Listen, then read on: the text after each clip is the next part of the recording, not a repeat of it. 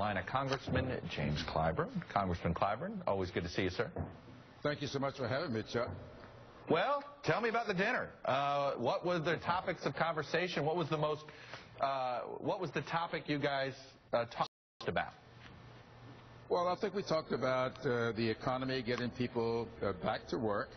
But, you know, I didn't get on my soapbox last night, but I did talk to the president about my favorite part of his inaugural address, and that was targeting expenditures. I believe that it's very, very important for us going forward to make sure that as we get this recovery underway, that we don't just focus on Wall Street, where we are breaking all kinds of records, over 15,000 closing 2 days ago, yet we see on Main Street things are not going too well.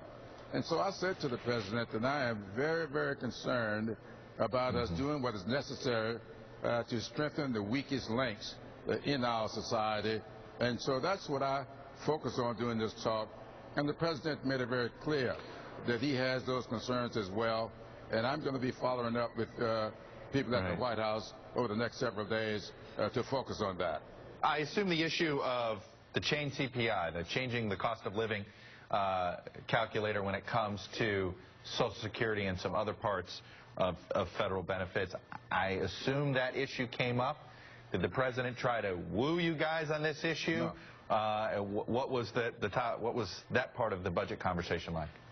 Well, believe it or not, Chuck, we never discussed that last night at all. I remember the term being used one time in, as all of us talked about sort of preliminarily, but we never discussed that at all.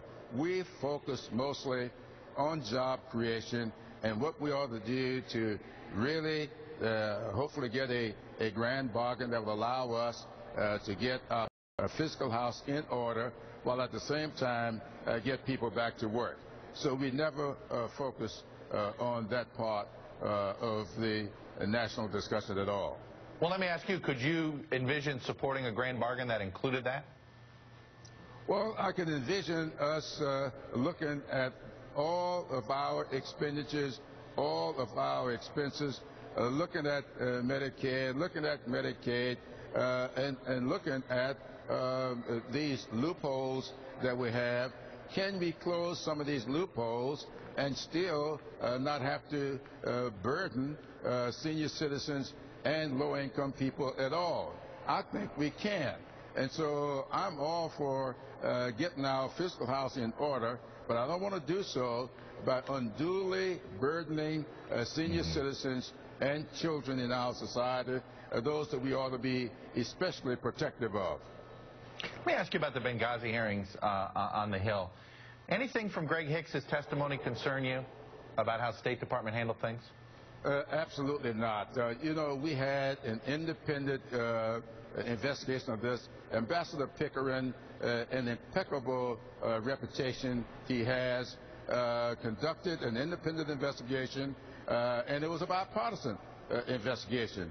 He was very critical of some things that did or did not happen as it relates to the State Department, but he did not find anything in that investigation that will cause unduly concern. But you don't think there are any more stones to be looked under, to be overturned? Oh, I'm sure, because there are questions about who may or may not have been questioned by the Pickering team, and so there is going to be more. And I'll tell you what else, there's going to be a lot more partisanship in this as well. So much of what we saw yesterday just deals with partisanship. I want to say to my good friend Congressman Cummins, he did a remarkable job of trying to stay focused on what the real issues are, and I would hope that Chairman Issa would tone down his partisanship a little bit and join Mr. Cummins in trying to find a bipartisan resolution of all of this. And before I let you go, I know you campaigned with Elizabeth Colbert Bush. Are you surprised Mark Sanford is going to be one of your new colleagues in the South Carolina delegation? I am a bit surprised when I look at exactly what surrounded that campaign. I'm really disappointed in her loss. But you know, Mark and I know each other pretty well. I'm not too sure that we ever agree on much. We are from a different generation.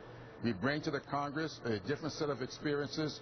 But I always try to work on behalf of the people of South Carolina and my congressional district. And I'll work with anybody to get to the ends that we ought to all be seeking. But I'm never going to give up on the dreams and aspirations of the people who sent me here.